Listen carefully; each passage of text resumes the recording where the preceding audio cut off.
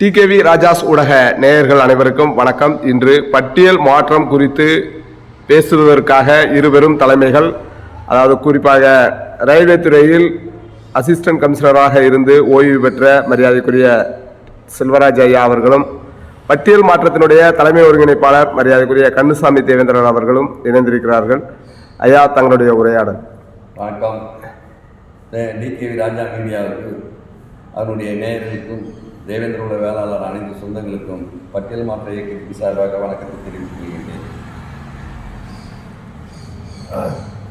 G Selvaraj என்று பாரதிய ஜனதா கட்சியிலிருந்து பயணித்துக் கொண்டு தேவேந்திர குல வேளாளர் மக்களும் நல்வழிப்பட வேண்டும், மேன்மையடைய வேண்டும் என்று எனது சின்ன பணியை செய்து கொண்டிருக்கின்றேன்.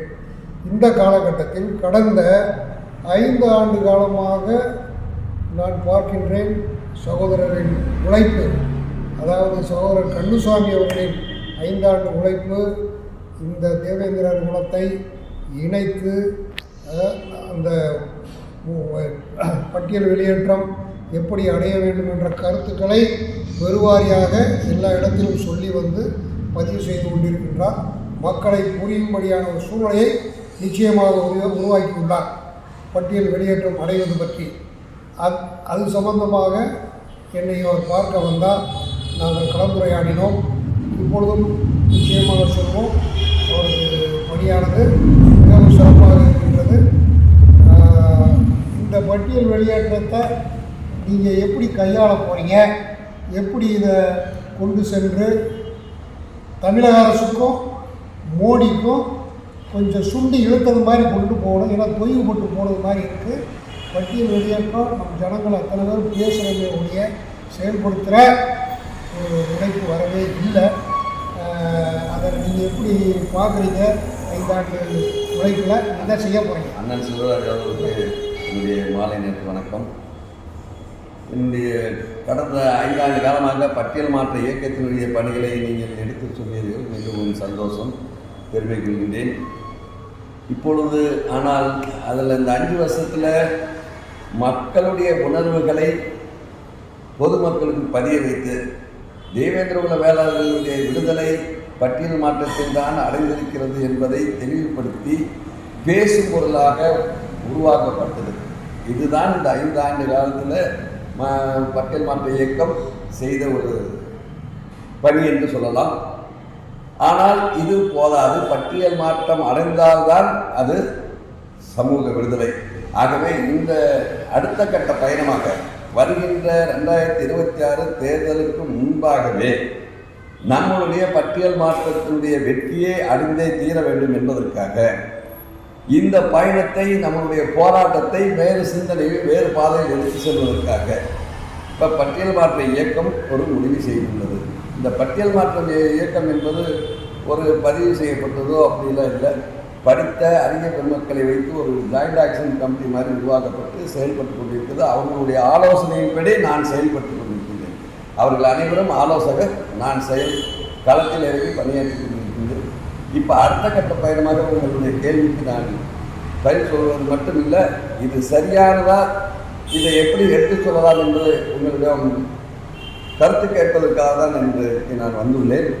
அதாவது அடுத்த கட்டமாக தமிழ்நாடு முழுவதும் ஒரு ரத யாத்திரையை, ஏன்னா இது எல்லாருமே சொல்கிறாங்க, அரசியல் கட்சிக்காரங்களும் சொல்கிறாங்க, உங்களுடைய கோரிக்கை பொது வெளியில் கொண்டுட்டு வரல, அப்படி வரும்போது தான் அரசாங்கம் அதுக்கு செவி சாய்க்கும் என்ற அரசியல் கட்சிக்காரர்களும், என்னுடைய ஆளுங்கட்சியில் இருக்கிறவங்களும் சரி, எதிர்கட்சியில் இருக்கிறவங்களும், என்னுடைய நண்பர்கள், சட்டமன்ற உறுப்பினர்கள், இவங்கெல்லாம் என்ன சொல்லியிருக்காங்க.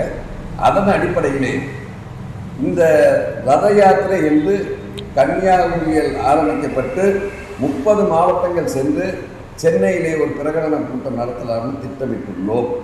அந்த பிரகடன கூட்டத்திற்கு மரியாதைக்குரிய மாண்புமிகு முதலமைச்சர் மு.க. ஸ்டாலின் அவர்களை வரவழைத்து அவரிடம் அந்த கூட்டத்திலே கோரிக்கை வைக்கின்றோம்.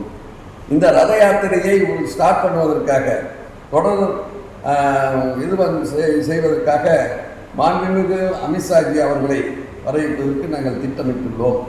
இது எல்லா அனைத்து மாவட்டம் சென்று இந்த பணி தமிழகத்தில் முடிந்த பிறகு உடனடியாக டெல்லியை நோக்கி ஏறக்குறைய ஏற்கனவே 5 ஆண்டுக்கு முன்பாக 50-60 ஆண்டு கால பெயர் மாற்றத்துக்காக போராடிய அந்த மக்களுக்கு ஒரு தேர்வு கொண்ட மாண்புமிகு பாரத பிரதமர் மோடிஜி அவர்களை சந்தித்து, நீங்கள் நரேந்திரன், நாங்கள் தேவேந்திரன், எங்களுக்கு இந்த சமூகத்தில் இருந்த பட்டியல் மாற்றம் என்பதுதான் சமூக விடுதலை, அதை செய்து கொடுங்கள் என்று மீண்டும் அவர்களை சந்திப்பதற்காக சொல்வதற்கு திட்டமிட்டுள்ளோம். அதன்படி அது சரியா தவறா, இதில் எப்படி செய்யலாம் என்ற இந்த கருத்தை கேட்பதற்கு இன்றைக்கு மாவட்ட வாரியாக உங்களை போன்ற பெரியவர்களையும் உங்களை போன்ற படித்த அறிஞர் பெருமக்களையும் சமூக முன்னோடிகளையும் நான் சந்தித்து வருகின்றேன். அந்த அடிப்படையிலே நான் இன்று உங்களை சந்தித்திருக்கேன்.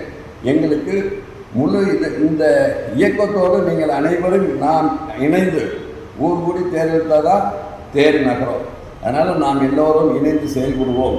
உங்களுடைய முழு ஒத்துழைப்பு வேண்டும் என்று கேட்டுக்கொண்டு அதற்கு நீங்கள் நிச்சயமாக உதவிகரமாக இருப்பீர்கள் என்று நம்புகிறேன். நன்றி, வணக்கம்.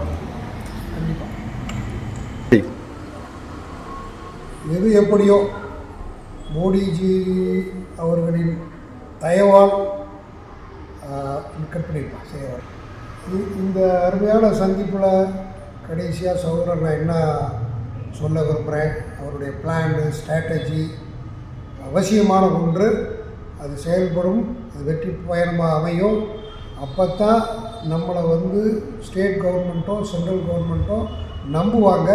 அந்த யாத்திரைக்கு நான் முழு ஒத்துழைப்பு கொடுப்பேன். என்னை போன்ற எத்தனையோ பலர் ஆங்காங்கே இருக்கின்றார்கள். என்னுடைய ஒத்துழைப்பு கொஞ்சம் கூடுதலாகவே இருக்கும். நான் அதை அவசியம் செய்வேன்.